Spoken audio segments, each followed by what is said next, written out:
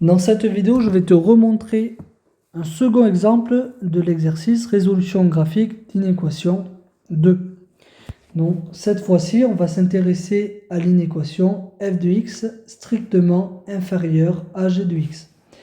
Pour déterminer l'ensemble grand S des solutions de cette inéquation, on va repasser en rouge là où les portions de la courbe de la fonction f qui sont strictement en dessous de la courbe de la fonction g. Donc ici, il y a deux portions qui sont à considérer. Et donc pour déterminer l'ensemble grand S des solutions de l'inéquation, on va se reporter sur l'axe des abscisses. Donc il va y avoir deux intervalles dans l'ensemble des solutions grand S, dont le premier intervalle est l'intervalle qui commence à -12 et qui se termine à -6. Donc on peut le noter dans l'ensemble des solutions grand S. Et le second intervalle est l'intervalle qui commence à 8 et qui se termine à 12. On le note également dans l'ensemble des solutions grand S et on met bien entre les deux intervalles le symbole union, puisqu'il y en a deux. Alors pour écrire correctement ces deux intervalles, on va devoir écrire correctement les crochets. Et pour cela, nous allons regarder au cas par cas.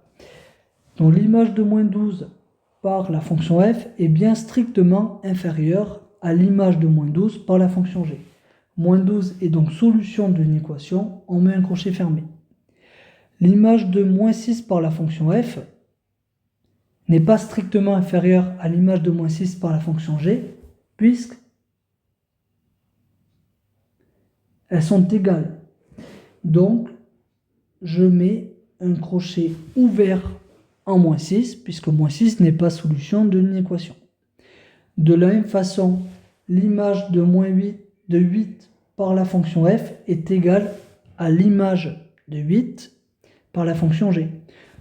Donc, l'image de 8 par la fonction f n'est pas strictement inférieure à l'image de 8 par la fonction g. 8 n'est donc pas solution de l'équation, je mets donc un crochet ouvert.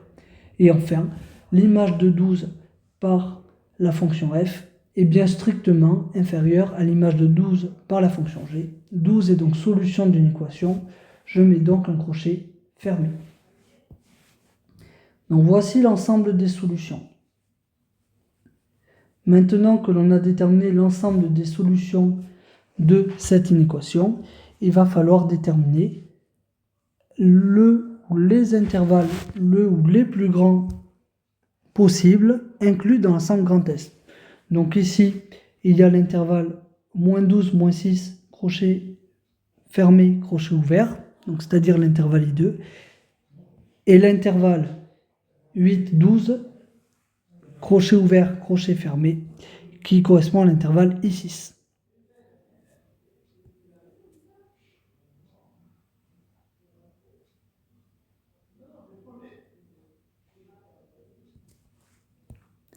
Et donc on envoie la réponse. Et donc ici, bonne réponse.